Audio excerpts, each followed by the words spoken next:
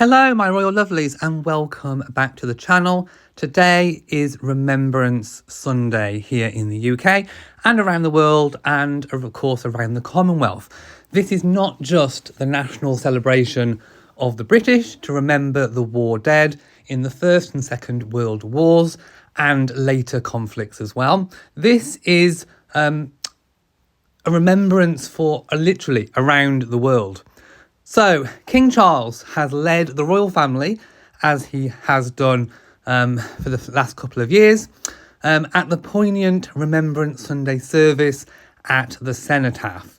The royal family has been out in force to commemorate the war dead at the annual Remembrance Sunday service in Whitehall, and it's always held on the second Sunday in November. King Charles led the nation in a 2-minute silence. So we got to see Big Ben, the newly renovated Big Ben, chiming and bonging to commemorate those who have died in conflict. Wearing his Royal Navy uniform of the Admiral of the Fleet, with greatcoat, poppy and sword, the King was joined by members of the royal family, with Prince William, the Prince of Wales, and siblings, Princess Anne and Prince Edward, standing beside him, of course, at the National Monument, which is known as the Cenotaph. Catherine was on the balcony of the Foreign Office with Sophie, the Duchess of Edinburgh, and there were 10,000 veterans participating in the event, in the Royal British Legion's Veterans Parade. Of course, the annual service is a fixture in the royal calendar and is held to mark the armistice of the First World War and all other conflicts involving British and Commonwealth forces. The King was the first to lay his wreath at the foot of the Cenotaph, which features 41 open-style poppy petals made from bonded fabric. This wreath closely resembles the one produced for King George VI, Charles's grandfather. It's mounted on an arrangement of black leaves, 27 inches in diameter, so it's quite a big, sizable size. The ribbon and bow from the colours of the King's racing silk, scarlet, purple and gold. Now, of course, Queen Camilla is absent because she has a chest infection. She's recovering. I think that was a really good precaution. As you know, my chest infection turned into pneumonia. So I'm really hoping that is not the case for the Queen. I'm hoping that she's getting all the medical attention that she needs at home. I'm sure she would have been watching on the TV, like all of us at home. So just in case you were wondering, it was Major Ollie Plunkett, the Queen's equerry, who laid a wreath on behalf of Her Majesty the Queen, as is tradition if she is kind of absent from doing it herself. Of course, the Queen's is slightly smaller than the King's, measuring 23 inches and features 95 closed-style poppy petals. And if you look at these wreaths, they are absolutely a work of art. They are really stunning in themselves. And of course, they have handwritten messages written in them as well, typically in the centre. Around the Cenotaph, there are different numbers marked so that people know which position to put their wreaths in, because otherwise it would be a little bit of a jumble of a mess. Also, all the current politicians, the Prime Minister, Leader of the Opposition, other political parties lay their wreaths. People from all over the Commonwealth lay their wreaths. We have all of the members of the different clergies, all the religious institutions are represented. It really is an inclusive remembrance event, to be quite honest. Now, going back to Queen Camilla, I really hope that she is recovering at home. So I think on behalf of myself and all of the Royal Reviewer viewers, we send her our very best, warmest wishes and get well soon.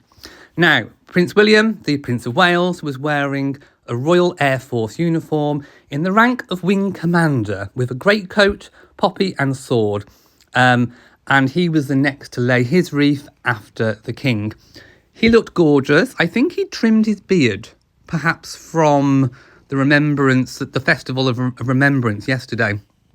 I think it was a good move to trim it up for Remembrance Sunday, but I'm still very much in favour of him growing a longer beard. I still want to see that George V, Prince Michael of Kent type, maybe even Tsar Nicholas II, in that kind of vein. William's beard, I think, generally has been accepted. There are some people that don't like beards, and I've read the comments. Some of you do not like beards. That's okay. I like it. I think it looks really, really good. Some people said he looks 20 years older. I actually don't think so. I think the beard makes him look a lot younger. And he looked so smart, dressed up in the uniform. In fact, all of the royal men look absolutely dashing, don't they? Absolutely dashing. Now, of course, absent, of course, were Prince Harry and Prince Andrew, Duke of York, for obvious reasons. And I do wonder, will there be any shenanigans going on with Wallis and Edward in Montecito regarding Remembrance Sunday? Remember the event when they were wandering through the graveyard and they hired their own photographer and it just, fell flat. It just looked absolutely pathetic. I wonder if there's going to be any shenanigans going on. We will wait and see, but that's the last time I'm mentioning Wallis and Edward in this episode. So wearing the Royal Wessex Yeomanry uniform, Prince Edward laid a wreath, followed by Princess Anne, who was wearing the Royal Navy uniform in the rank of Admiral. Let's stop for a moment and take a look at Prince Edward. I absolutely love the long coat and the beautiful pop of red. His sword was kind of holding the coat open. I love the long coat look. I think he looked really, really good. And striking resemblance between Prince William and Prince Edward. That has been noticeable for years and years, but they do look incredibly similar. And of course, Princess Anne impeccably turned out, as you would expect, and taking her duties incredibly seriously. Then it was time, as I said, for senior politicians to walk up to the cenotaph and lay their wreaths. Today actually marks Catherine's 5th public appearance of the year.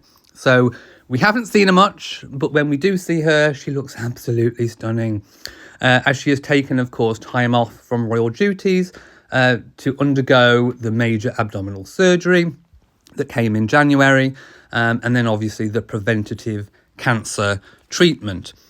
She looked absolutely stunning. I thought she looked amazing last night. Last night she just looked absolutely stunning at the Festival of Remembrance.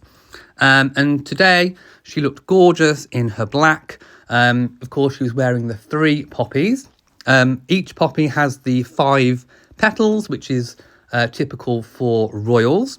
And of course, a brooch underneath, and of course, some pearl earrings. Now, yesterday at the Festival of Remembrance, I was right. She was wearing Princess Diana's Collingwood earrings, and of course, she was wearing her engagement ring as well. So a nod to Princess Diana last night. I love the hat with a little bit of a veil on for Remembrance Sunday. Makeup spot on. She definitely looks 100% better than what she did last year. I think last year I could see that she was looking not particularly well. And of course, now we know the reason why. She looks a lot better this year. So I think, hopefully we've turned a corner. She was wearing a cluster of 3 poppies. Now, she wears 3 to represent family members who have passed away in previous wars. She just looked absolutely gorgeous. She was stood next to Sophie on the Foreign and Commonwealth balcony, looking down on the proceedings. And, she was singing when the hymns were being sung. All of the royal family were taking part, and they did their duty. Now, Prince William, Prince of Wales, will be leading the salute. So the 10,000 veterans that are there will file past Prince William, and Prince William will salute them. So that will be going on as I'm actually making this video. So that is pretty much all that we have for Remembrance Sunday and all the kind of festivities, remembrance festivities around it. It sounds a bit weird saying festivities when you are commemorating war dead, but that's kind of what it is. Somebody said in the comments, they made a bit of a strange comment about it being known as the Festival of Remembrance at the Royal Albert Hall. And that's what it's called. It's a festival because, in a way, you are celebrating, people's war effort. That's what you're doing. You're celebrating. You're not celebrating the fact that people died in war. You're celebrating the fact that they were so dutiful enough to give their lives on behalf of the country, if that kind of makes sense. So, I think some people take things a little bit too literally. Anyway, this Remembrance Sunday went without a hitch. Everyone played their parts and their roles incredibly well. It was lovely to see, of course, all the diversity. And we have had diversity in the Remembrance Sunday service for, generations. Everyone's always been represented. It's very, very inclusive, including for those around the Commonwealth. It's not just a British national celebration. It's one that can be enjoyed, shared, commemorated around the world. So thank you for watching this video. If you've enjoyed it, please give it a big old thumbs up. Don't forget to share on social media, and of course do hit that bell so that you know whenever I upload a new video. So from me, mwah, to you all my loves, and goodbye.